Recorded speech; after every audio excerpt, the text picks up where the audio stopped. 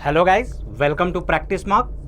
तो आप लोग जैसा जान रहे हो कि हम लोग के यहाँ प्रैक्टिस मॉक के इस प्लेटफॉर्म पे जितने भी जेईएन के पीवाईक्यू हैं वो यहाँ पे हो रहा है। और मैकेनिकल इंजीनियरिंग में सबसे पहले हम लोगों ने सबसे इम्पॉर्टेंट सब्जेक्ट पावर प्लांट को शुरू किया है, जिसमें हम लोगों ने बॉयलर, स्टीम नोजल और स्टीम टरबाइन को ख़त्म कर लिया है। और ये सबसे ज़्यादा इम्पॉर्टेंट टॉपिक है, सबसे ज़्यादा इम्पॉर्टेंट टॉपिक है। चाहे जो भी जेईएन एग्ज़ाम हो, इनसे तो क्वेश्चन आते ही आते हैं। अगर आप लोगों ने वो नहीं देखा है तो आप जाके प्लेलिस्ट में देख सकते हो, और आपको सारी पीडीएफ हमारे टेलीग्राम चैनल पे मिल सकती हो, जिसका डिस्क्रिप्शन इसमें यहाँ के लिंक में दे रखा है। तो आप जाके वहाँ से टेलीग्राम चैनल ज्वाइन कर सकते हो।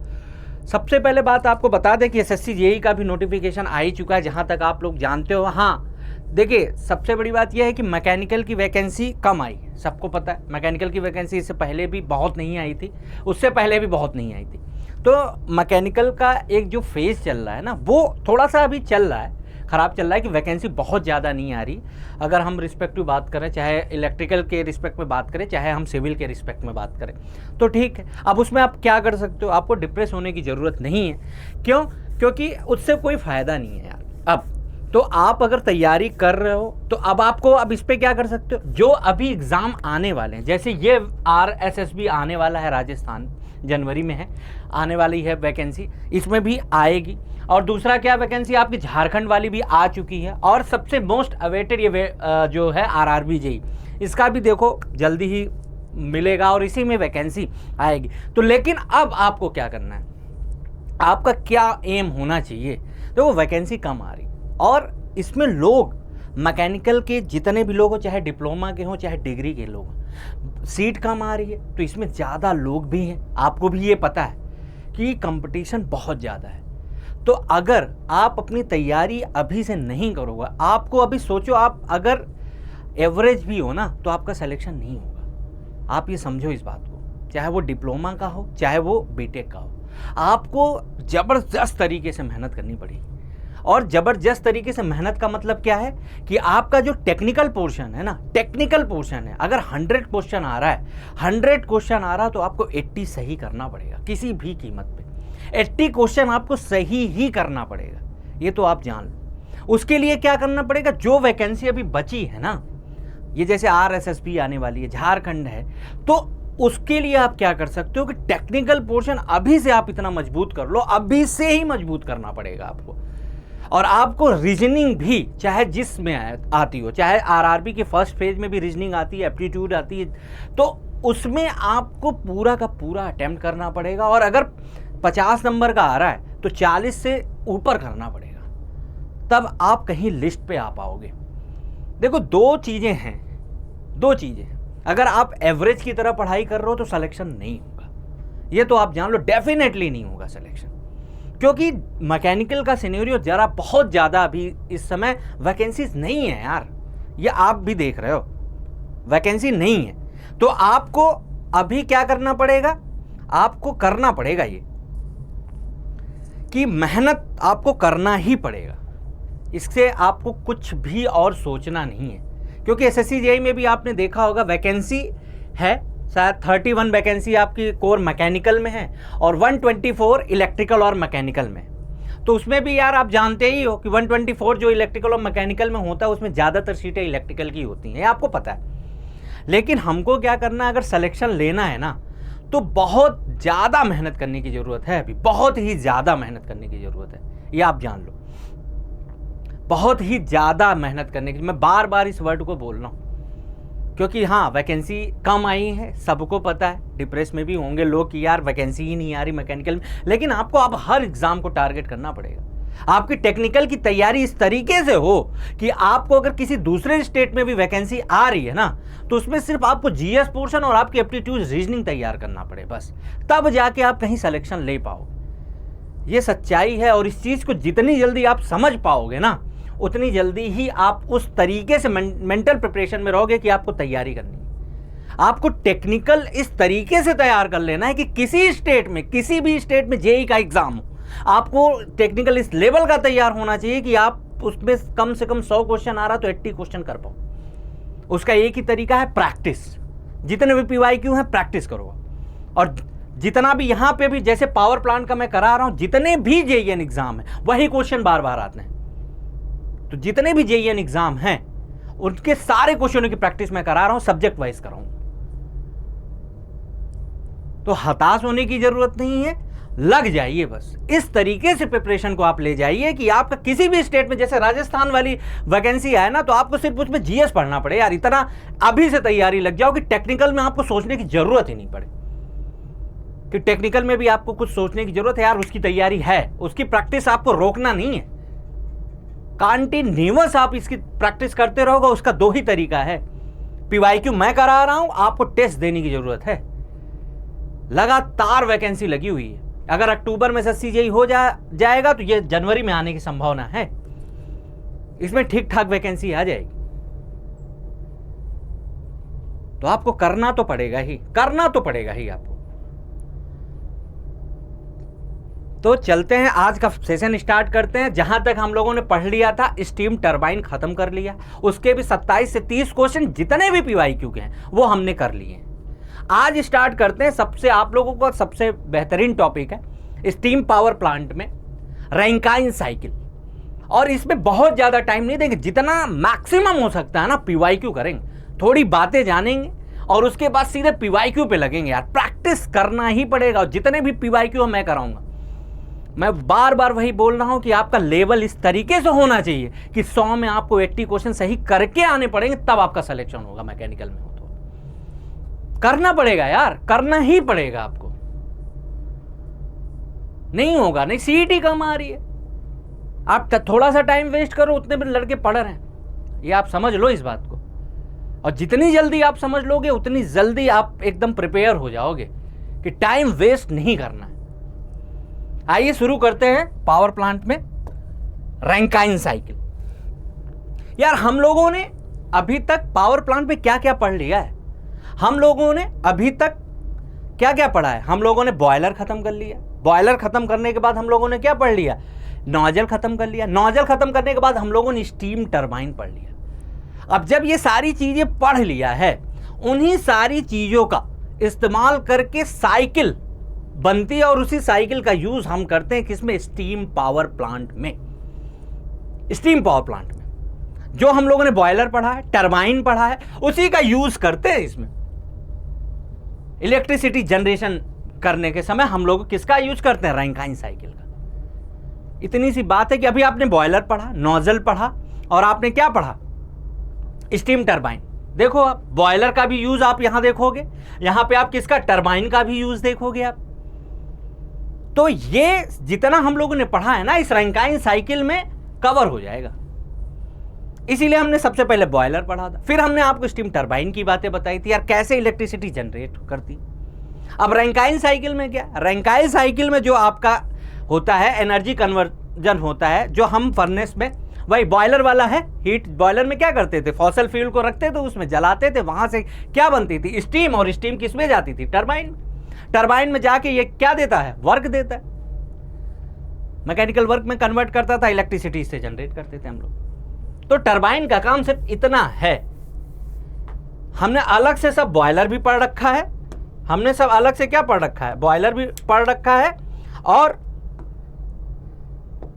टरबाइन भी पढ़ रखा है। हमने क्या पढ़ा, बॉयलर भी पढ़ रखा है, हमने टरबाइन भी पढ़ रखा है, और आज और इसके साइकिल के बारे में हम पूरा जानेंगे। तो रैंकाइन साइकिल आपने पढ़ा भी है इसके बारे में, तो जल्दी जल्दी इस पे चर्चा करेंगे, उसके बाद क्वेश्चन लेंगे यार। अपना मेन टारगेट क्वेश्चन को पूरा करना है, क्वेश्चन पूरा करना है। तो आइए, ये देखो आप रैंकाइन साइकिल है। आप यहां पे क्या है, प्रोसेस 1 2, जो 1 से 2 है वो पंप लगा हुआ है, 2 से 3 क्या है, बॉयलर है, और 3 से 4 क्या है, टरबाइन है, और 4 से 1 क्या है, आपका कंडेंसर लगा है। ये इसमें देखा था आपने, ये डायग्राम आप देखो, ये कंडेंसर है और ये आपका क्या है, पंप है। तो यहां से आपका 1 से 2 था, 2 से 3 था, 3 से आपका 4 था। ये देखो आप, 1 से 2 था, 2 से आपका क्या था, 3 था बॉयलर में, और 3 से 4 क्या था आपका, ये टरबाइन में हो रहा है, और ये हो रहा है आपका हीट एडिशन जो हो रहा है वो बॉयलर में। आपको पता है, बॉयलर आपने पढ़ाई है, बॉयलर में क्या करते थे हम लोग, बॉयलर में क्या करते थे, ग्रेट पे यार फ्यूल्स रखते थे, उनको जलाते थे, वहां से जो फ्लू गैसेस निकलती थी वहां से हम लोग क्या करते थे, स्टीम बनाते थे। बॉयलर से क्या होता था, हाई प्रेशर हाई टेम्परेचर में स्टीम बनती है। हाई प्रेशर हाई टेम्परेचर की जो स्टीम है उसको फिर हम लोगों ने कहां यूटिलाइज किया था, स्टीम टरबाइन में पड़ा था। टरबाइन में क्या लगी होती है, रोटर शाफ्ट होता है, रोटर होता है, उस पर ब्लेड्स लगी होती हैं, वो जो स्टीम बनती है उस पर हम लोग गिराते हैं, वहां से एनर्जी कन्वर्जन होता है। वहां पे नोजल था, नोजल में एनर्जी एक्सपैंड करती थी, फिर वो जो एनर्जी वहां से एक्सपैंड करती थी फिर उसको कन्वर्ट करते थे हम लोग क्या, मोमेंटम के द्वारा, टॉर्क के द्वारा, और इसी को फिर क्या यहां से जनरेट कर लेते हैं, इलेक्ट्रिसिटी। तो ये सब आप पढ़े हो, बॉयलर के बारे में भी आप जानते हो, टरबाइन के बारे में भी आप जानते हो। बॉयलर के बारे में क्या जानते हो, हीट एडिशन होता है, यहां से स्टीम हमको मिलती थी, वो स्टीम टरबाइन में जाती है। टरबाइन में दो तरीके के एनर्जी कन्वर्जन होता है। सबसे पहले नोजल में एनर्जी एक्सपेंड करती है, फिर उस एनर्जी को हम लोग कहां, शाफ्ट पे लगी रोटर की ब्लेड पे गिराते थे, वहां से हम एनर्जी कन्वर्जन करते थे और उसी को फिर क्या कर देते हैं, इलेक्ट्रिक जनरेशन के लिए हम यूज कर लेते हैं। ये तो था कि साइकिल कैसे वर्क करती है, कैसे साइकिल वर्क करती है। तो आपको ये चीज अब ध्यान में रखना पड़ेगा, इसीलिए मैंने सबसे पहले बॉयलर पढ़ाया था, फिर मैंने आपको टरबाइन के बारे में बताया था कि कैसे वर्क करता है, उसके बाद मैंने आज स्टार्ट किया क्या, रैंकाइन साइकिल, ताकि आपको एक एक चीज पता चल सके। समझ रहे हो बात को? तो ये हो गया। अब फटाफट आप क्या लिखोगे, अब इसका प्रोसेस लिखोगे, समझ रहे हो बात को? तो आपका ये 1 2 क्या होगा, प्रोसेस 1 से 2, प्रोसेस जो 1 से 2 क्या होगा, तुरंत करेंगे ताकि यार क्वेश्चन कर सकें। इसमें क्या होगा, आइसेंट्रोपिक क्या होगा, कंप्रेशन हो, आइसेंट्रोपिक क्या होगा, कंप्रेशन हो। देखो पहला प्रोसेस क्या है, isentropic compression, reversible isentropic compression होगा यहां पे। फिर 2 से 3 क्या होगा, रिवर्सिबल कांस्टेंट प्रेशर पे हीट एडिशन होगा, क्यू इन हो रहा है। 2 से 3 क्या हो रहा है, रिवर्सिबल कांस्टेंट प्रेशर पे हीट एडिशन हो रहा है। फिर टरबाइन क्या करता है हमको, टरबाइन क्या करता है, वर्क देता है हमको। रिवर्सिबल एडियाबैटिक यहां पे एक्सपेंशन होगा और यहां पे फिर क्या होगा, हीट रिजेक्शन कहां से होगा, कंडेंसर से होगा। ये चीज तो आप सब जानते ही, ये चीज आप तो सब जानते ही हो कि हमारा यहां पे कंप्रेशन होगा, यहां पे हीट एडिशन होगा, और हीट एडिशन जो होगा वो कांस्टेंट प्रेशर पे हो रहा है। जो साइकिल हमारी यहां पे बन रही कौन कौन सी हो रही है, एक तो क्या है आपका कंप्रेशन है 1 से 2, और 2 से 3 क्या है आपका रिवर्सिबल रिवर्सिबल कांस्टेंट प्रेशर पे हीट एडिशन है। यहां पे फिर क्या हो रहा है, एक्सपेंशन हो रहा है और वर्कआउट हमको मिल रहा है, वर्क आउटपुट मिल रहा है। और फिर यहां पे क्या हो रहा है, कांस्टेंट प्रेशर पे क्या हो रहा है, हीट रिजेक्शन आपको मिल रहा है। ये चीज है सारी। तो आप प्रोसेस 1 से 2 क्या करोगे, रिवर्सिबल एडियाबैटिक क्या हो रहा है, यहां पे कंप्रेशन हो रहा है, यहां पे ना पंप वर्क मिलेगा ना 1 से 2, तो ये क्या होगा, रिवर्सिबल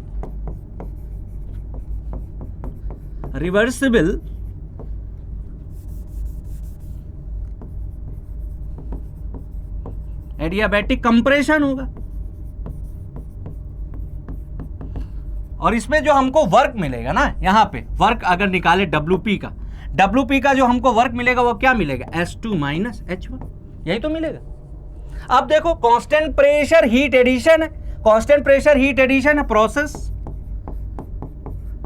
2 से 3 क्या है, आपका क्या है, reversible constant pressure heat addition है ये आपके बॉयलर में यहां। तो यहां पे जब प्रोसेस 2 से 3 करोगे तो कांस्टेंट प्रेशर पे हीट एडिशन हो रहा है, और जब इसका क्यू निकालोगे ना, क्यू बॉयलर या क्यू सप्लाइड बोल सकते हो आप, तो ये क्या हो जाएगा, S3 माइनस H2। तुरंत देखेंगे यार ये, क्योंकि आप पहले से भी पढ़े रहते हो, बस इसको करके तुरंत न्यूमेरिकल पे लगते हैं, तुरंत न्यूमेरिकल पे लगते हैं। आप समझ रहे हो बात को? अब आप क्या करोगे, 3 से 4 वर्क डन मिलेगा हमको, टरबाइन क्या मिलेगा, अगर S3 एंथैल्पी है तो H3 माइनस क्या, H4। अगर यहां की एंथैल्पी H3 है, यहां की एंथैल्पी H4 है, यहां की एंथैल्पी H1 है, यहां की एंथैल्पी H2 है, तो ये है, ये सब जानते हो आप कि वर्क डन कैसे स्टेडी फ्लो एनर्जी इक्वेशन से निकालते हैं। थर्मोडायनेमिक्स में आपने अलग अलग के लिए ये निकाला होगा। टरबाइन के लिए अलग निकालते थे हम लोग, बॉयलर के लिए अलग निकालते थे, नोजल के लिए अलग निकालते थे, वही लगा के यहाँ पे स्टेडी फ्लो इक्वेशन एजप्शन लगा के ये वर्क डन का फॉर्मूला लिखते हैं हम, और ये आपका टरबाइन का लिख रहे हो आप। प्रोसेस कौन सा है? 3 से 4। प्रोसेस आपका 3 से 4 है। ये क्या है? Reversible adiabatic expansion. अब ये जो 4 से 1 है वो क्या है? कांस्टेंट प्रेशर पे हीट रिजेक्शन है। प्रोसेस क्या? प्रोसेस 4 to 1 हीट रिजेक्शन है। क्या हो जाएगा इसमें? H1। ये आपको पता होना चाहिए। सारे वर्क डन, सारा वर्क डन है, सारा वर्क डन है। आप समझ लो इस बात को। ये है आपका, ये आपका पूरा वर्क डन। आप कैसे लिखते हो ये तो आपको पता ही होगा सब, बस आपको प्रोसेस ध्यान रखने पड़ेंगे कि प्रोसेस कौन कौन सा है। ये आपका क्या है? रिवर्सिबल एडियाबैटिक, ये कंप्रेशन है। और ये फिर क्या है? कांस्टेंट प्रेशर हीट एडिशन होता है बॉयलर में। और यहां पे क्या है? एक्सपेंशन हो रहा है, रिवर्सिबल एडियाबैटिक। और रिवर्सिबल एडियाबैटिक को क्या बोलते हैं? आइसेंट्रोपिक। ये बता भी चुका हूं। तो इस चीज को आपको समझना पड़ेगा, ये कैसे लिखा है वर्क डन, और ये कैसे आता है? Steady flow energy equation thermodynamics में आपने पढ़ा हो। तो यहां पे इतनी चर्चा नहीं करेंगे, सिर्फ आप ये जानो कि ये वर्क डन कैसे लिख रहे हो आप। ये आपको पता होना चाहिए, ये आपको पता होना चाहिए। ठीक, ये यहां तक तो आपको सब क्लियर होगा। अब अगर आप बात करो कि यार अगर हमको इसके एक वो लिखनी पड़ेगी, क्या लिखना पड़ेगा? इफिशियंसी। उस पे भी क्वेश्चन सबसे ज्यादा आता है। अगर रैंकाइन साइकिल की आप इफिशियंसी की बात करो तो क्या होता है? वर्क आउटपुट जो टरबाइन में मिलता है, और क्या मिलता है? Total work. यहां पे लिख सकते हो आप टोटल वर्क, और क्या? Heat supply. यही तो करते हैं हम लोग, यही करते हैं। इस टोटल वर्क लिख सकते हो और हीट सप्लाइड आप कर सकते हो। यही तो होता है एफिशिएंसी का फॉर्मूला। अब टोटल वर्क कौन कौन सा है उसमें? टोटल वर्क की अगर हम बात करें WT, तो WT में वहां कौन कौन सा वर्क हमको मिल रहा था? एक टरबाइन का वर्क मिल रहा था, प्लस एक हमको काहे का वर्क मिल रहा था? पंप का। पंप में जो वर्क होता है वो निगेटिव होता है, ये भी आपको पता है। पंप में जो वर्क होता है वो निगेटिव होता है, इसलिए जब टोटल आप करोगे WT तो क्या लिख दोगे? W turbine minus W pump. इसीलिए अलग से दिखाया है कि इस पे आप कंफ्यूज ना हो। ये निगेटिव इस वजह से आया कि जो पंप में वर्क होता है वो निगेटिव होता है। बाहर से करते हैं ना वर्क डन, ये सब आपने थर्मोडायनेमिक्स पे पढ़ा होगा, इसलिए यहां पे मैंने ये प्लस दिखाया पहले टोटल को, फिर इसके बाद यहां पे निगेटिव रखा। आपकी अंडरस्टैंडिंग बनी रहे।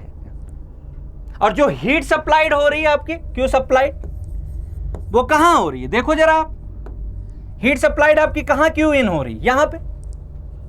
यहां पे हो रही ना हीट सप्लाइड बॉयलर का। तो अब आप क्या लिखोगे? यहां पे क्यू सप्लाइड वाला क्या हो जाएगा? यहां पे आपका बॉयलर में हीट सप्लाइड हो रही। अब आपने अलग अलग टरबाइन और पंप का फॉर्मूला वहां पे एंथैल्पी के टर्म में आपने लिख लिया। एंथैल्पी के टर्म में आप लिख दिया। आप जरा इफिशियंसी आप अगर निकालो रैंकाइन साइकिल की तो क्या रखोगे? टोटल वर्क डन की जगह क्या रखोगे? टरबाइन माइनस वर्क डन किसके द्वारा? पंप अपॉन क्यू सप्लाइड, और इसको क्या बोल सकते हो? बॉयलर। ये आपको समझ में आनी चाहिए चीजें, ये चीजें आपको समझ में आनी चाहिए एकदम प्रॉपर तरीके से कि क्या है ये। यहां तक आपको चीजें समझ में आ गई हूं कि कैसे लिख रहे हैं।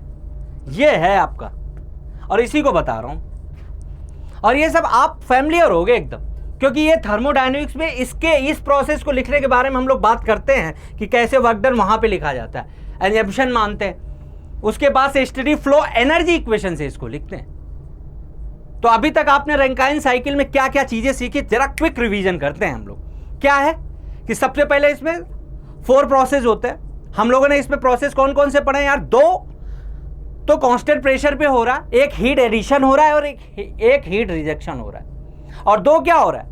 रिवर्सिबल एडियाबैटिक है। एक रिवर्सिबल एडियाबैटिक में क्या हो रहा है? कंप्रेशन हो रहा है, और एक क्या हो रहा है? रिवर्सिबल एडियाबैटिक में क्या हो रहा है? एक्सपेंशन हो रहा है। तो 4 प्रोसेस है। कई बार तो जेईएन एग्जाम में सिर्फ प्रोसेस पूछ लेता है कि कौन कौन से प्रोसेस रैंकाइन साइकिल में है, तो आपको पता होना चाहिए। रिवर्सिबल एडियाबैटिक 2 प्रोसेस है, और constant pressure heat addition, constant pressure heat rejection.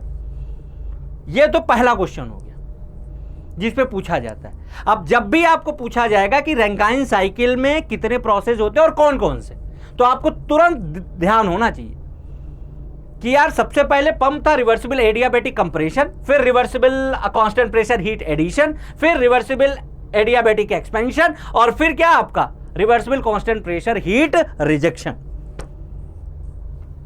ये आपको पता होना चाहिए। और कैसे आप ये लिख रहे हो, आप ये भी पता होना चाहिए प्रोसेस कि कैसे आप वर्क को लिख रहे हो, पंप वर्क कैसे लिख रहे हो, कैसे आप टरबाइन वर्क लिख रहे हो, कैसे आप हीट सप्लाइड बॉयलर का लिख रहे हो, ये आपको पता होना चाहिए। अगर हम बात करें अब यहां पे कि जो हमारा रैंकाइन साइकिल है, total work upon heat supplied, total work को कैसे लिखा? Turbine work plus pump. अब पंप में क्या work done on the system होता है, तो निगेटिव है। कभी कभी आप क्वेश्चन में गलत कर देते हो, इसलिए मैंने इसको 2 फॉर्म में लिखा है ऐसे। अब यहां से अगर आप निकालो जरा, देखो आप टरबाइन का क्या है, टरबाइन का आपने क्या लिखा है? S3 minus H4। आप लिखो जरा, अगर इफिशियंसी रैंकाइन साइकिल का लिख रहे हो तो H3 माइनस H4, और फिर माइनस पंप में क्या है? देखो जरा, पंप में आपने क्या निकाला है? पंप में आपने निकाला है क्या? H2 माइनस H1 पंप में। तो जरा लिखो आप H2 माइनस H1, और जो आपका सप्लाइड है, सप्लाइड क्या है? H3 minus H2। ये लिखो जरा, H3 माइनस H2, ये है आपका इफिशियंसी। अगर आपको इफिशियंसी रैंकाइन साइकिल का पूछ ले और आपको सारे पॉइंटों का एंथैल्पी दे रखा हो, तो आप इस फार्मूले से रैंकाइन साइकिल की इफिशियंसी निकाल सकते हो। इस फार्मूले से रैंकाइन साइकिल की इफिशियंसी निकाल सकते हो। यह चीज आपको अब समझ में आ जानी चाहिए कि कैसे आप निकालोगे इफिशियंसी। अगर 3 पॉइंट पे एंथैल्पी दे रखा है, 4 पे दे रखा है, एंट्री पे, टरबाइन की एंट्री पे दे रखा है, बॉयलर के एग्जिट पे दे रखा है, तो आप इस फार्मूले से आपको क्या निकाल पाओगे? इस फार्मूले से आप निकाल पाओगे रैंकाइन साइकिल की इफिशियंसी। इस चीज को आपको ध्यान रखना पड़ेगा। आप समझ रहे हो? एक तरीके से आप ये भी जानते हो, किसी भी साइकिल जो वर्क डन होता है हमारा, क्या किसी भी साइकिल में थर्मोडायनेमिक्स में आपने पढ़ा होगा कि जो टोटल वर्क डन होता है वो टोटल हीट के बराबर होता है। और वर्क डन इसमें कौन कौन सा हो रहा है? एक टरबाइन वर्क है और एक पंप वर्क है, और जो हमारा ये हीट है वो क्या हो रहा है? Q supplied minus Q rejection. ये तो पता ही होगा आपको। किसी भी साइकिल में जो वर्क डन होता है ना, वो हीट सप्लाइड के समेशन के बराबर होता है। ये हम लोग थर्मोडायनेमिक्स में जानते हैं। थर्मोडायनेमिक्स में ये आपने पढ़ा होगा, थर्मोडायनेमिक्स में। ये चीज आपको समझ में आ जानी चाहिए, क्योंकि यार कभी कभी न्यूमेरिकल पूछ लेते हैं वो कि, और इस फार्मूले से आप डायरेक्ट निकाल सकते हो। अगर उसने क्या किया, टरबाइन का वर्क दे दिया, सप्लाइड Q सप्लाइड दे दिया, और आपका हीट रिजेक्शन दे दिया, और पंप का वर्क पूछ लिया, तो आप इस फार्मूले से डायरेक्ट निकाल सकते हो। तो ये फार्मूला आपको याद होना चाहिए, ये याद होना चाहिए। इसमें अब हमें लग रहा कोई दिक्कत नहीं होनी चाहिए आपको, कोई भी दिक्कत नहीं होनी चाहिए यहाँ पे। कि अगर हम यहां पे एक बात बताएं, आप यहां देखो जरा, अगर इफिशियंसी हम एनआर को इस तरीके से लिखें, अब अगर इसको W turbine work minus pump की जगह पे हम Q supplied minus Q rejection लिख सकते हैं। आप देखो ना खुद ही इसकी जगह पे, तो आप देखो क्या कर सकते हो।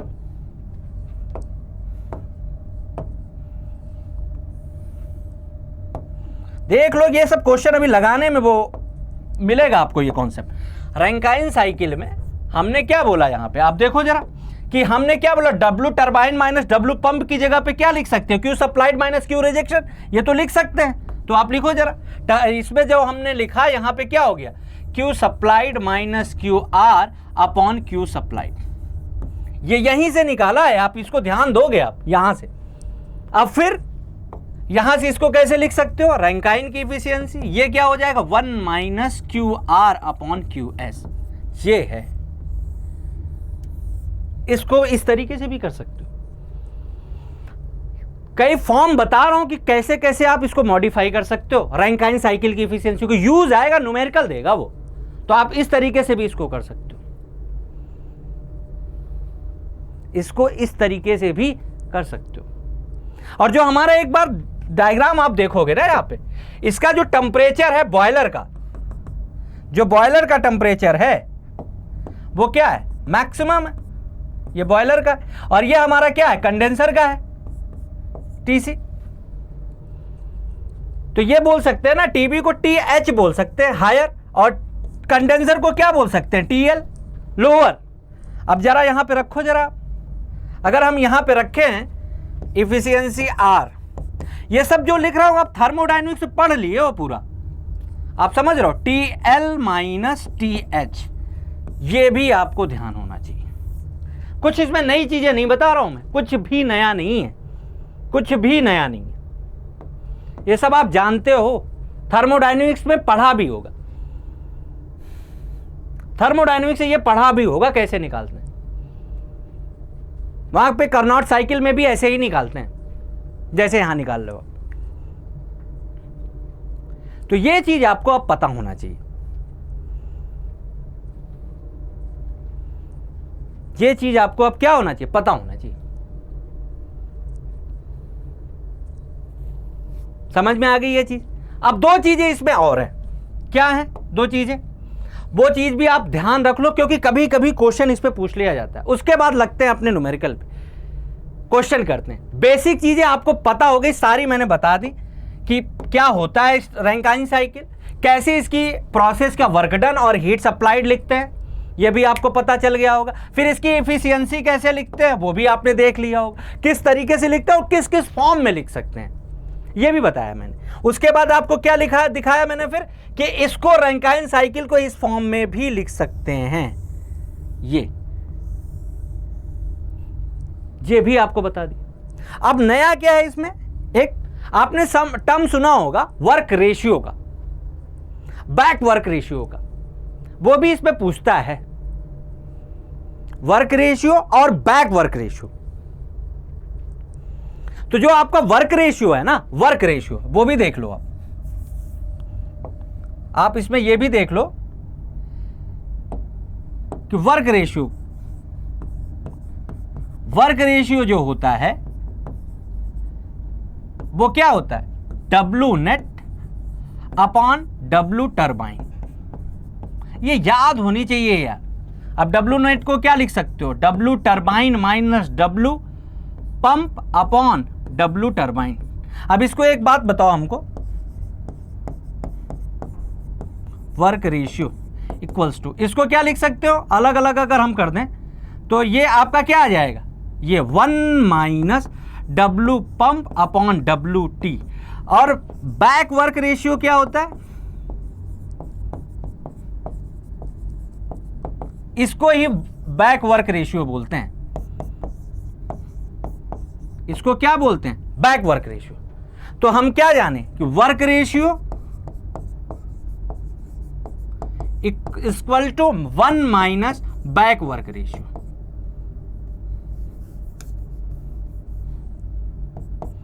One minus back work ratio.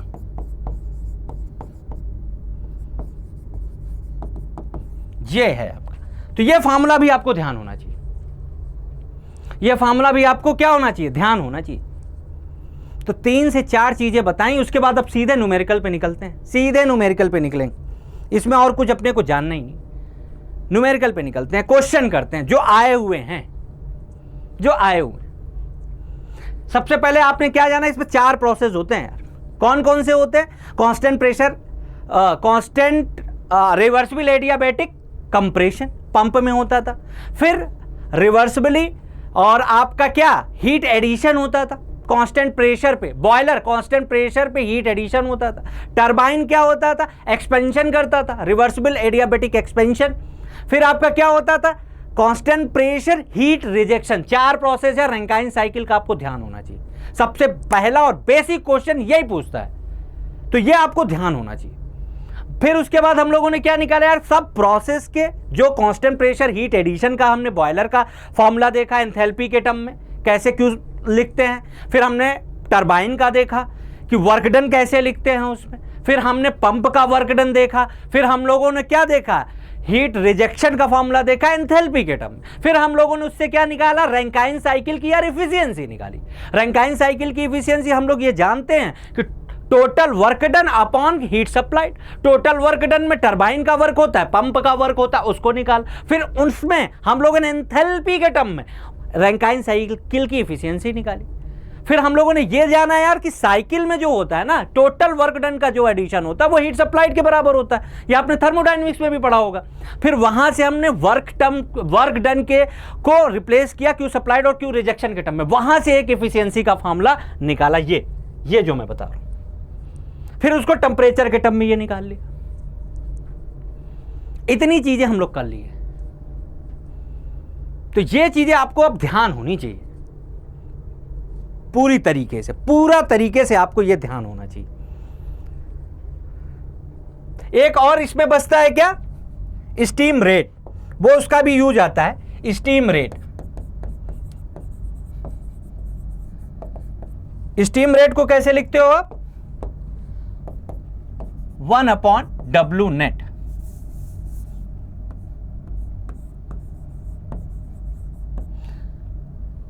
Steam rate को क्या लिख सकते हो, 1/W नेट। डब्ल्यू नेट क्या होगा, टरबाइन वर्क और पंप वर्क दोनों आएंगे इसमें। पंप वर्क निगेटिव होता है क्योंकि work done on the system होता है, इसलिए डब्ल्यू नेट को क्या लिखोगे, WT माइनस WP।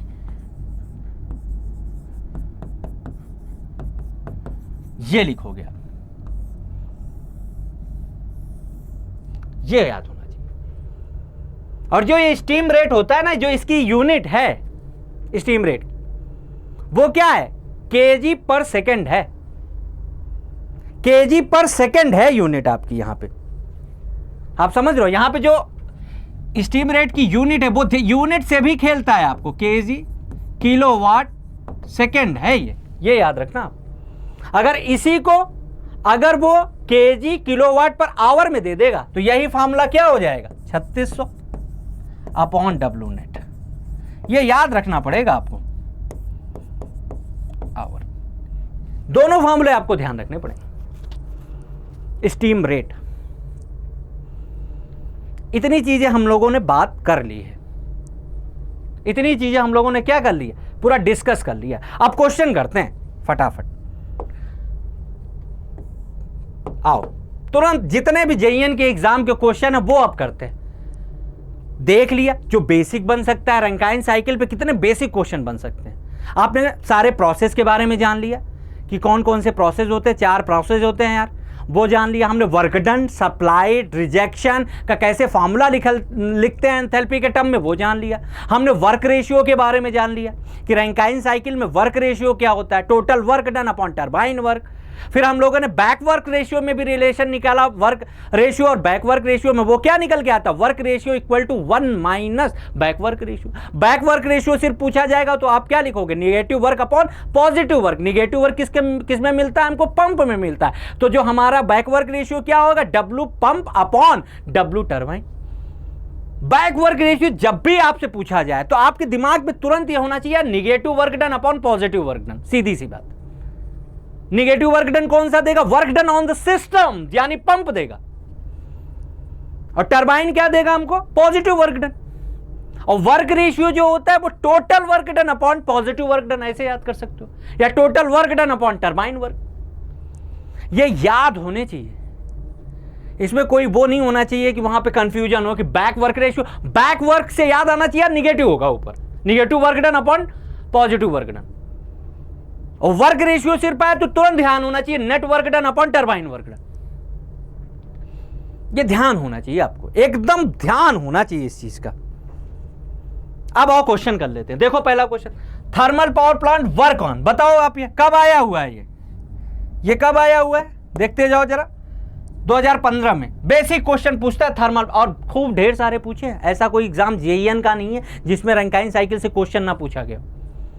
ऐसा कोई भी एग्जाम अभी तक गया नहीं जिसमें रैंकाइन साइकिल का क्वेश्चन ना पूछा गया।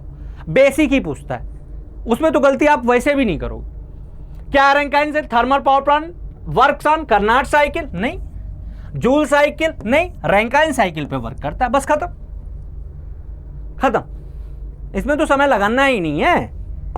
अब रैंकाइन साइकिल हैज कब आया है? 2020 का क्वेश्चन है, 2019 का क्वेश्चन, एसएससी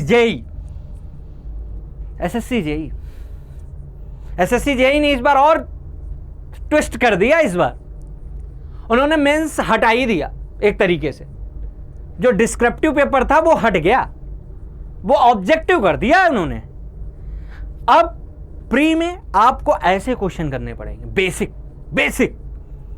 मेंस में अच्छे क्वेश्चन करने पड़ेंगे। अब वो चाहे डिप्लोमा का हो चाहे बीटेक का हो, कंपटीशन बराबर का है, एकदम तगड़ा वाला। मेंस में अच्छे क्वेश्चन पूछेगा, न्यूमेरिकल पूछेगा, जिसका लेवल ईएससी के बराबर भी हो सकता है। आप समझो इस बात को। तो आपको अब तैयारी इस तरीके से भी करना है। अब आपको डिस्क्रिप्टिव पढ़ने की जरूरत नहीं है कि जिसमें अपना पूरा थ्योरी पढ़ते थे, आप सेमेस्टर की तरह काम करते थे, उस सेमेस्टर की तरह पढ़ते तो आप लिख आते थे वहां। नहीं, ऑब्जेक्टिव अप्रोच पूछ लिया है उसने। और मेंस में अच्छे क्वेश्चन आएंगे, अच्छे, और उसको भी अपने इसी तरह तैयार करेंगे, इसी तरीके से तैयार करेंगे। पहले आप प्री दो, प्री में इस तरह का क्वेश्चन आएगा, मेंस के लिए अलग सीजन ले आएंगे जबरदस्त तरीके से। सीट कम है, कोई बात नहीं है यार। आपको मैं बार बार वही चीज बता रहा हूं, वीडियो के शुरू में भी यही बताया था कि आपकी तैयारी इस तरीके से होगी तभी आपका सिलेक्शन होगा। 80 क्वेश्चन आपको सही करने पड़ेंगे यार, सही करने पड़ेंगे। मैकेनिकल में इस तरीके के बच्चे हैं कि जो 85 और 90 क्वेश्चन सही करके आ रहे हैं। रीजनिंग में भी 40 से 45 क्वेश्चन सही करके आ रहे हैं। जीएस का भरोसा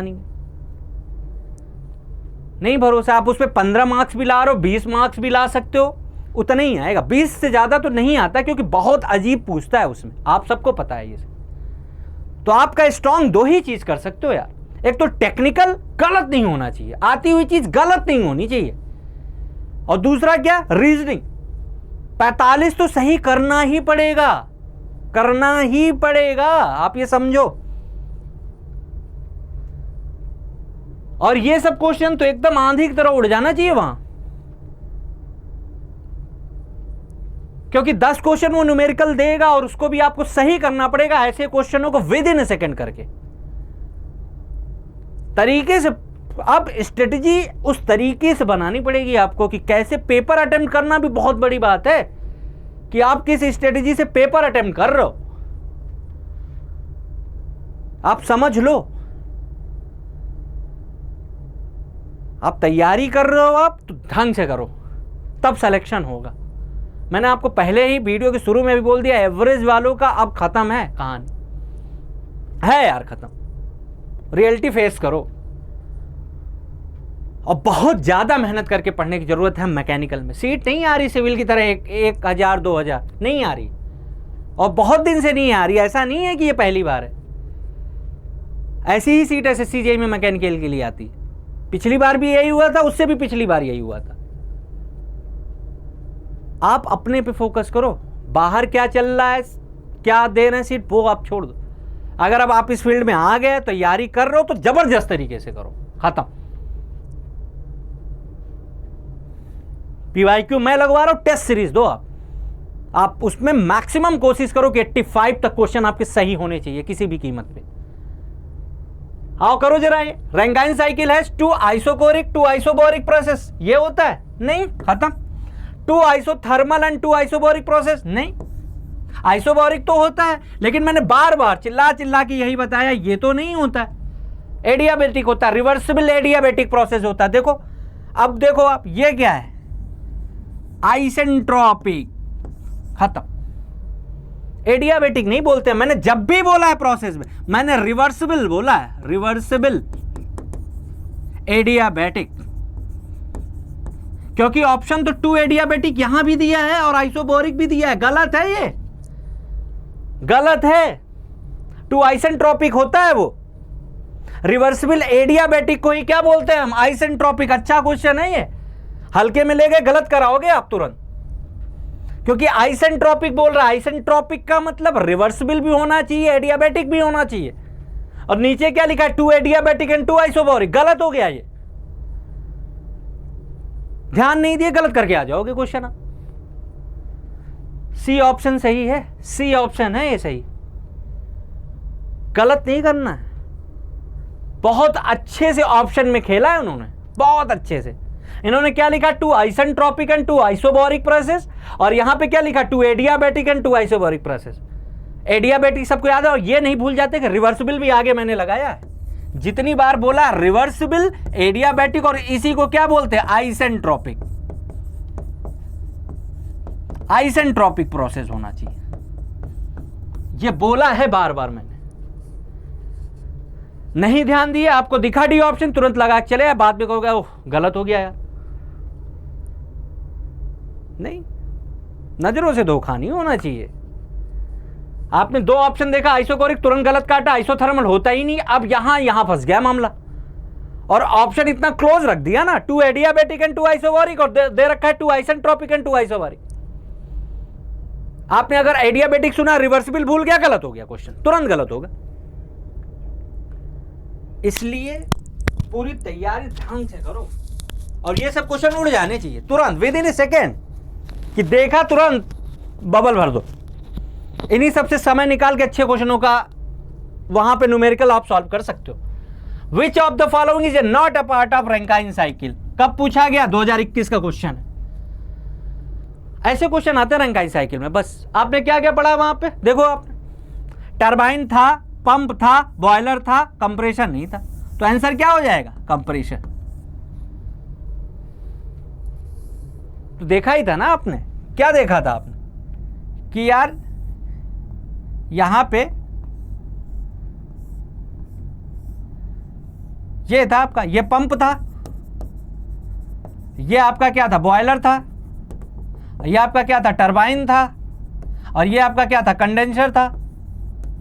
तो कंप्रेशर थोड़ी होता है, पंप लगा होता है, पंप लगा होता है, बस खत्म। इसमें तो कुछ करना सोचना ही नहीं है, ये तो खत्म हो गया तुरंत, ये तो खत्म। आगे, expansion of steam in Rankine cycle assume to be, बताओ आप, बताओ। ऑप्शन देखो, पॉलीट्रोपिक, आइसोथर्मल, हाइपरबोलिक। नहीं, ये नहीं होता है, आइसोथर्मल भी नहीं होता है, हाइपरबोलिक भी नहीं होता, क्या होता है, आइसेंट्रोपिक। बार बार बोला। यहां पे एक चीज और कर सकता था, क्या कर सकता था, ये ऑप्शन हटा के एडियाबेटिक दे देता। क्या लगाते आप, ऑप्शन चारों में चेंज कर देता हूं, मैं दे देता हूं एक आइसेंट्रोपिक, आइसेंट्रोपिक, बी ऑप्शन में दे देता हूं एडियाबेटिक, सी ऑप्शन में दे देता हूं पॉलीट्रोपिक, और 4 ऑप्शन में दे देता हूं आइसोथर्मल। कौन सा सही होगा, बताओ कौन सा सही होगा। अगर आइसेंट्रोपिक एडियाबेटिक दोनों हैं, आप लगाओ के आओगे आइसेंट्रोपिक। आपने पिछले वाले में क्वेश्चन में भी देखा है, हमेशा आप लगाओगे क्या, आइसेंट्रोपिक। जो एजम्पशन हम लोग लेते हैं, रिवर्सिबल एडियाबेटिक होना चाहिए, रिवर्सिबल, फ्रिक्शन नहीं होना चाहिए, उससे इरिवर्सिबिलिटी आ जाएगी। तो आपका क्या होना चाहिए यहां पर, रिवर्सिबल एडियाबेटिक होना चाहिए। रिवर्सिबल एडियाबेटिक मतलब आइसेंट्रोपिक। तो ये अगर क्वेश्चन आए एडियाबेटिक भी ऑप्शन में दे दे तो आप आइसेंट्रोपिक मारोगे, एडियाबेटिक नहीं मारोगे। समझ लो इस चीज को। आगे क्वेश्चन देखो, the Rankine cycle is an ideal cycle for a vapour power plant because is does not allow isentropic expansion, steam is not condensed in a condenser, it include reversible process, water इंटर्स the pump at unsaturated state. Ideal cycle इसको क्यों मानते हैं बताओ, ideal cycle क्यों मानते हैं? बहुत ही अच्छा क्वेश्चन है और 2020 का क्वेश्चन है ये। एसएससी जेईई के जितने पीवाईक्यू हैं ना, पावर प्लांट में कितने क्वेश्चन आते? 23 से 24 क्वेश्चन आते हैं। मैंने बॉयलर कराया, मैंने स्टीम नोजल कराया, मैंने स्टीम टरबाइन कराया, सारे पीवाईक्यू कवर है, सारे जितने आप देखोगे वहां से पीडीएफ ले लोगे, आपको किसी भी बुक से जरूरत नहीं, आपको एक जगह सारा मिल जाएगा और डिफरेंट जेईएन एग्जाम के आए हुए भी क्वेश्चन मिल जाएंगे। मैंने सिमिलर क्वेश्चन नहीं लिया यार, एक तरीके के क्वेश्चन नहीं लिया। जो 67 क्वेश्चन करा उसका डबल कर दो आप, और उसमें यह भी बताया आपसे कि और क्या पूछा जा सकता है इसमें।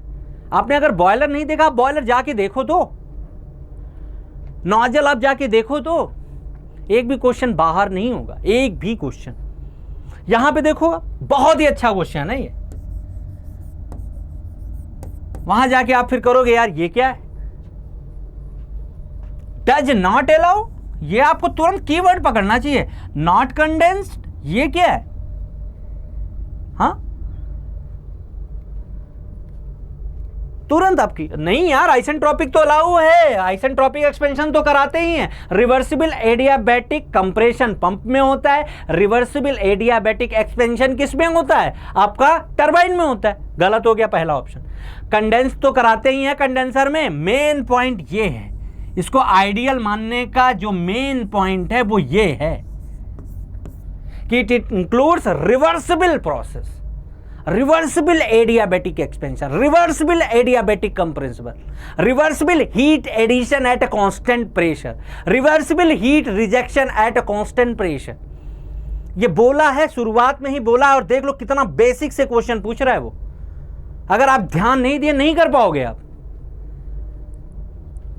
रैंकाइन साइकिल में बहुत बेसिक से क्वेश्चन दिया है वो, बहुत बेसिक से वर्ड पे, कि आप वो ये जानना चाहते हैं आपको रिवर्सिबल एडियाबैटिक के बारे में पता है कि नहीं, कि रिवर्सिबल के प्रोसेस के बारे में पता है कि नहीं, इरिवर्सिबल प्रोसेस के बारे में पता है कि नहीं।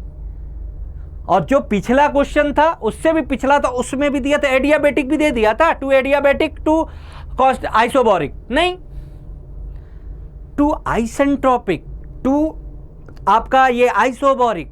एडियाबैटिक नहीं होता, रिवर्सिबल एडियाबैटिक होता। की पॉइंट पकड़ो, रिवर्सिबल एडियाबैटिक। सिर्फ एडियाबैटिक आ रहा नहीं, गलत है वो। आइडियल साइकिल पूछा है, आइडियल साइकिल कीवर्ड पकड़ो आप, वो क्या होना चाहिए? रिवर्सिबल प्रोसेस होना चाहिए। नेक्स्ट क्वेश्चन देखो, the work output from the turbine in case of Rankine cycle. Work output के बारे में पूछा है, work output, enthalpy change between inlet and outlet, entropy change between inlet and outlet, pressure change between inlet and outlet, temperature change between inlet and outlet. बताओ आप ये कब आया है? 2020 शिफ्ट 1 में और 2019 शिफ्ट 2 में, सेम। बताओ आप, बेसिक्स है, सारा बेसिक्स है। क्या निकालते थे यार वर्क डन में? वर्क डन में हम लोगों ने ये क्या निकाला है? वर्क डन में हम लोगों ने ये क्या निकाला है? ये क्या निकाला है वर्क डन में? टरबाइन में ये एंथैल्पी निकाल रहे हैं। और ये कहां से निकल के आती है? Steady flow energy equation. कहां से? थर्मोडायनेमिक, वहां से ही निकालते हैं। बॉयलर के लिए अलग निकालते हैं, पंप के लिए अलग निकालते हैं, आपने पढ़ा होगा स्टेडी फ्लो में। तो अगर ये क्वेश्चन अब आए तो आप क्या करोगे? सीधे, इसमें तो कुछ देखने की जरूरत ही नहीं है, इसमें आपको देखने की जरूरत ही नहीं है। क्या है? एंथैल्पी चेंज बिटवीन इनलेट और आउटलेट, खत्म खत्म। एंट्रोपी नहीं है, प्रेशर नहीं है, टेम्परेचर नहीं है, सीधे क्या? एंथैल्पी आपको दिखा भी दिया। Next question, for steam power plant कौन सी साइकिल रिकमेंडेड है? 2020 का क्वेश्चन है। जैसे ही आपने स्टीम पावर प्लांट देखा, क्या देखा? ब्रेटॉन। ये तो यार नहीं है, ब्रेटॉन तो एयर है, ये भी अभी है एयर, ये कार्नोट तो आइडियल है, रैंकाइन सीधे खत्म खत्म खत्म, रैंकाइन साइकिल, इसमें तो कुछ सोचना ही नहीं। ये सब क्वेश्चन उड़ जाने चाहिए within a second. The ratio of isentropic heat drop to the heat supplied is called, क्या बोल रहा है? The ratio of isentropic heat drop to the heat supplied, isentropic heat drop, अगर इसको आप नहीं समझ पाए खत्म। आइसेंट्रोपिक हीट ड्रॉप, देखो ये जो रैंकाइन का फॉर्मूला मैंने निकलवाया था ऐसे ही नहीं निकलवाया था, ये टाइम वेस्ट नहीं है। क्या है ये? Isentropic heat drop upon heat supplied, यही तो बोल रहा है वो, यही तो बोल रहा है। वर्क डन के टर्म में ना देख के वो आइसेंट्रोपिक हीट ड्रॉप, इस टर्म को लैंग्वेज यूज किया, लैंग्वेज से खेलता है। अगर आप लैंग्वेज समझ गए तो आप तुरंत कर पाओगे। The ratio of isentropic heat drop, तुरंत आपके दिमाग में आना चाहिए यार, ये तो रैंकाइन साइकिल की इफिशियंसी में हमने पढ़ा था कि turbine minus pump work upon turbine वो क्यू सप्लाइड, और WT को हम लोगों ने क्या लिखा था वहां पे आपका H3 माइनस H2, और पंप को क्या लिखा था H2 माइनस H1, और सप्लाइड वालों को क्या लिखा था बॉयलर का, टरबाइन का वर्क क्या था, तो यहां पे टरबाइन का वर्क, इसमें अगर देखें हम, देखो जरा यहां पे जो साइकिल बनी है उस अकॉर्डिंग हमको लिखना है। यहां पे टरबाइन वर्क क्या था H3 minus H4, turbine work H3 minus H4। तो आप देखो अब जरा कहां पे, ये तो टरबाइन का क्या है H3 माइनस H4, और सप्लाइड की जगह क्या है H3 माइनस H2। वहां से देखना डायग्राम से जाके, तो ये क्या है, ये है आपका जो ये बोल रहा आइसेंट्रोपिक हीट ड्रॉप। तो रैंकाइन साइकिल क्या हो जाएगी, सही रैंकाइन इफिशियंसी। इसीलिए मैंने जितने फॉर्मूले रैंकाइन के बन सकते वहां पहले ही लिखा दिया, पहले ही दिखा दिया। और नेक्स्ट क्वेश्चन क्या है, which of the following help to increase the efficiency of Rankine cycle. अब बताओ, रैंकाइन साइकिल का एक फॉर्मूला हम लोगों ने और देखा था यार, 1 minus TL upon T higher, ये भी देखा था हम लोगों ने, निकाला है इसको। ये हम लोगों ने कहाँ निकाला है, ये देखो सब निकाला है, पहले ही एनालिसिस कर लिए थे। ये देखो इस तरीके से ये है, वो उसी पे क्वेश्चन पूछ लिया। क्या पूछा है कुछ, जरा देखो जरा क्वेश्चन को क्या पूछा, क्या बोल रहा है, increase average temperature at which heat rejected from the working fluid, increasing average temperature at which heat is transfer to the working fluid, increasing the condenser pressure, operating to the constant temperature, operating at a constant temperature. ये तो बिल्कुल ही गलत है, खत्म हो गया, ये तो खत्म ही हो गया। अब जरा देखो ये क्या है, TL क्या होता है, TL क्या है लोअर टेम्परेचर, और लोअर में क्या रहता था कंडेंसर। अब क्या बोल रहा है इंक्रीजिंग, क्या बोल रहा है which of the following, increase, पहले तो ये वर्ड पकड़ो, इंक्रीज करना है हमें इफिशियंसी। अगर इंक्रीज करना है इफिशियंसी को, अगर इंक्रीज करना है इफिशियंसी को, TL को क्या होना पड़ेगा, TL को क्या होना पड़ेगा, डिक्रीज होना पड़ेगा, और T हायर को क्या होना पड़ेगा, इंक्रीज होना पड़ेगा। T हायर अगर बढ़ा रहे हैं, सुनना जरा ध्यान से, T हायर को बढ़ा रहे हैं तो ओवरऑल वैल्यू क्या होगी, कम होगी, यानी 1 से माइनस कम होगा। TL को कम करना है तो इसका मतलब क्या है, ये वैल्यू 1 से कम घटेगी ना, ये वैल्यू 1 से कम घटेगी, या TL को डिक्रीज करना है। अब ऑप्शन देखो, increasing average temperature at which heat is rejected, अगर इसको बढ़ा दोगे TL को, अगर आप बढ़ा दोगे इसको, TL को क्या बोल रहा है इंक्रीज, अगर TL को इसके अकॉर्डिंग इंक्रीज बोल रहा है, increasing average temperature at which heat rejected, अगर TL को बढ़ा दोगे आप तो यार 1 से ज्यादा वैल्यू घटेगी, और ज्यादा वैल्यू घटेगी तो एफिशिएंसी तो डिक्रीज कर जाएगी, लेकिन अपने को क्या बताना है, इंक्रीज करना है, इंक्रीज करना है। तो या तो आप ये वैल्यू को घटाओ TL, या तो TH को क्या करो बढ़ाओ, सेकेंड ऑप्शन वही है, जरा ध्यान से देखो, increasing average temperature at which heat is transfer to the working fluid. तो यानी टीएच को क्या कर रहे हैं, बढ़ा रहे हैं, और टीएच को जब बढ़ाएंगे तो ओवरऑल वैल्यू कम होगी, रैंकाइन साइकिल की इफिशियंसी बढ़ेगी। सेकेंड ऑप्शन, तरीके से करना पड़ेगा, तरीके से क्या करना है एक बार आप फिर से देखो। इफिशियंसी का फॉर्मूला क्या है रैंकाइन साइकिल की, 1 - TL/TH। एक चीज बताओ, इसमें पहले वो छोड़ दो, ये बताओ अगर TL की वैल्यू, TL की ये कैसे बढ़ेगा, अगर TL की वैल्यू कम कर दें हम, TL की वैल्यू अगर हम कम कर दें तो यार रैंकाइन साइकिल की इफिशियंसी बढ़ेगी, क्योंकि ये कम वैल्यू घटेगी ना। अगर TH को कांस्टेंट रख दो और TL को कम करते जाएं, कम करेंगे मतलब 1 से कम घटेगा, तो रैंकाइन साइकिल की इफिशियंसी क्या होगी, बढ़ जाएगी। और एक चीज और बताओ, अगर TH को हम बढ़ाएं, TH को अगर हम बढ़ाएं, ये बढ़ाएं तो ओवरऑल वैल्यू कम हो जाएगी, ओवरऑल वैल्यू कम हो जाएगी तो रैंकाइन साइकिल की इफिशियंसी बढ़ जाएगी। ये दो कंडीशन दे रखी। अब हमको इंक्रीज वाला पूछा है, तो पहला ऑप्शन तो गलत हो गया, क्योंकि जैसे increasing average temperature heat is rejected, TL को अगर आप बढ़ा रहे हो, eight which heat is rejected, increasing average temperature at विच, जब इसको आप बढ़ा रहे हो, इंक्रीज कर रहे हो, तो अगर आप इसको इंक्रीज करोगे, सॉरी ये गलत लिख दिया है, TL को क्या करना पड़ेगा, आपको डिक्रीज करना पड़ेगा। हाँ, इंक्रीजिंग दे रखा है वहां, अगर इंक्रीजिंग दे रखा है तो ये अगर TL की वैल्यू बढ़ाओगे तो ये वैल्यू भी घटेगी, ये वैल्यू भी क्या होगी, घटेगी। तो इसलिए कौन सा ऑप्शन सही होगा, बी। दो चीजें ध्यान रखना है आप, वो गलत लिख गया था पहले, तो ये दो चीजें ध्यान रखनी है आपको। अच्छा क्वेश्चन है ये, और 2021 का क्वेश्चन है ये, अच्छा क्वेश्चन है। वो लैंग्वेज से खेलेगा यार, फार्मूला आपका वही रहेगा, फार्मूला आपका वही रहेगा। या आपने, मैं उसमें भी कार्नोट साइकिल में भी इस तरीके के क्वेश्चन आप देखे हो, और सबको ये ध्यान रहता है यार, TL को डिक्रीज करेंगे तब इफिशियंसी बढ़ेगी। आप देखो भी, TL को कम करोगे 1 से कम, माइनस कम होगा, अगर TL को बढ़ाते जाओगे तो इसका मतलब क्या, ज्यादा वैल्यू घट रही, तो रैंकाइन साइकिल डिक्रीज करने लगी। यही दो बात है बस, और कुछ नहीं। नेक्स्ट क्वेश्चन देखो आप, which is the most practical fluid for the Rankine cycle. क्या है प्रैक्टिकल फ्लूइड, फ्यूल, बिल्कुल गलत। एयर, नहीं कर सकते एयर। स्टीम किससे बनाते थे, स्टीम किससे बनाते थे, वाटर से। स्टीम किससे बनाते थे, वाटर, और रैंकाइन साइकिल में बॉयलर लगा हुआ, तो क्या हो गया हमारा, वाटर। हाँ, ये जो वाटर है ना, ये वाटर है ना, ये दोनों में रहता है।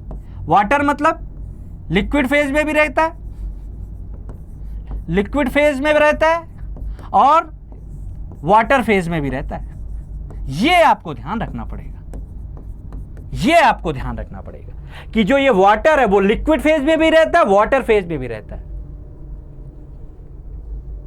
ये सुपर हीटेड कर देते हैं तो वो वेपर फेज में चला जाता है। स्टीम जो जनरेट करते थे बॉयलर, सुपर हीटेड पे ले जा रहे हैं, सुपर हीटेड में ले जा रहे हैं, तो वो किसमें हो जाता था, ड्राई सैचुरेटेड के बाद ड्राई सैचुरेटेड हो जाता था, वेपर बन जाता था। तो ये याद रखना कि वाटर जो होता है ना, इसमें वो लिक्विड फेज में भी रहता है और वेपर फेज में भी रहता है। ये इस पे भी क्वेश्चन पूछा जा सकता है कि इंटायर साइकिल में क्या सिर्फ वो लिक्विड फेज में रहता है, वो वेपर फेज में रहता है, वो दोनों में रहता है, नॉन ऑफ दीज। तो आप दोनों लिखोगे कि वाटर लिक्विड फेज में भी रहता है और वाटर फेज में भी रहता है। ये आपको ध्यान रखना पड़ेगा, sometimes is liquid phase, sometime in water phase. आपको ये ध्यान रखना पड़ेगा दोनों। इसमें भी अगर ये क्वेश्चन तो आसान था, आप सीधे बताओगे क्योंकि बॉयलर लगा है वाटर। अगर ये बस क्वेश्चन को पलट के ये पूछ लेता ना बस आपसे कि यार ये ऑप्शन बना देता है कि ये जो हमारी साइकिल है रैंकाइन साइकिल, उसमें जो वाटर है वो सिर्फ लिक्विड फेज में रहेगा, वाटर फेज में रहेगा, some time in liquid phase, some time in water phase, none of these. तो some time in liquid phase and some time in water phase, that's it. ये होगा। तो आज यहीं पे खत्म करते हैं रैंकाइन साइकिल। 10 क्वेश्चन हम लोगों ने कर लिया। क्वेश्चन करेंगे यार, अब थ्योरी आपको पढ़े भी हो आप पहले से, आपको क्वेश्चन चाहिए PYQ। मैं थोड़ा सा क्विक रिवीजन कराऊंगा, क्वेश्चन की तरह आगे बढ़ूंगा कि क्या क्या क्वेश्चन पूछा जा सकता है और उसी पे काम करेंगे। तो नेक्स्ट मिलते हैं। इस पे अभी बाकी है, बस एक क्लास और लेंगे, इस पे रैंकाइन साइकिल के क्वेश्चन कर लेंगे 24 से 25, जितना JEN में आया हुआ है।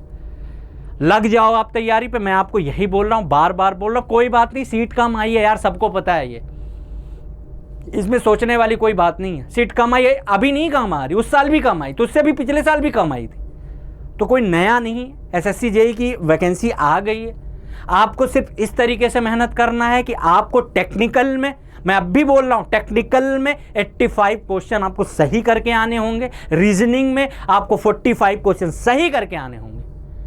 इतना अपने आप को मजबूत बना लो, इतनी प्रैक्टिस कर लो, और प्रैक्टिस से ही लाया जा सकता है, प्रैक्टिस से ही लाया जा सकता है, और आप ला लोगे, मुझे पता है। मैं पीवाईक्यू कर रहा हूं, आप टेस्ट दो, अपने आप को एनालाइज करो कि कहां पे है, हमको कौन सा सब्जेक्ट में मेहनत करने की जरूरत है। मैकेनिकल में आपको पता है कि फ्लूइड में अगर 32 क्वेश्चन दे रहे हैं तो 32 में यार 20 क्वेश्चन तो इजी रहते हैं, लेकिन जो 12 क्वेश्चन या 10 क्वेश्चन रहता है वो आपको कभी कभी लगता है यार कि ये तो सुना ही नहीं है। इसके बाद बस फ्लूइड ही लाने वाला हूं मैं आपके लिए। जितने पीवाईक्यू हैं, जितने भी जेईएन एग्जाम हैं, सारे की प्रैक्टिस यहां करेंगे। आपको सिर्फ टेस्ट देने की जरूरत है, और आप टेस्ट दो। यहां से प्रैक्टिस मॉक आपके लिए टेस्ट भी लाया है, ये आप चालू है एसएससी जेईई, ये झारखंड का भी चल रहा है एग्जाम, और आरआरबी जेईई के लिए भी अभी से लग जाओ। सिविल में डीडीए जेईई भी होने वाला है, और इसरो का तो 13 अगस्त को दे रखा है। लग जाओ और बेहतरीन तरीके से लगो, बेहतरीन तरीके से। इसरो में वैकेंसी ठीक आई थी, क्योंकि उसमें 163, हाँ उसमें दिक्कत ये कर दिए थे यार, एज अब लिमिट कर दिया 28, उसमें 35 थी, उसमें भी बहुत लोग फॉर्म भरने से वंचित रह गए। है दिक्कत तो है, कोई बात नहीं। लगते हैं वैकेंसी जो छोटी छोटी आ रही, इनको मिक्स करके आपको एक सीट लेना है। मेहनत है, करनी भी पड़ेगी, लग जाओ, सब कुछ बंद करके अब लग जाओ, तोड़ दो सारे कनेक्शन अभी फिलहाल। क्योंकि अभी आप समझो ये इतनी कम वैकेंसी, क्या पता आगे और कम कर दें। देखो इसमें कुछ बोल नहीं सकते, लेकिन स्टेट में आ रही है वैकेंसी, अभी यूपी में भी कुछ वैकेंसी आने वाली है। आप क्योंकि चुनाव आने वाला है, तो आप लगे रहो, किसी एक में भी मौका मिले फोड़ दो, आप फोड़ दो, और आप फोड़ दोगे, ये पता है मेरे को। तो मिलते हैं नेक्स्ट टर्न पे रैंकाइन साइकिल के साथ। Thank you.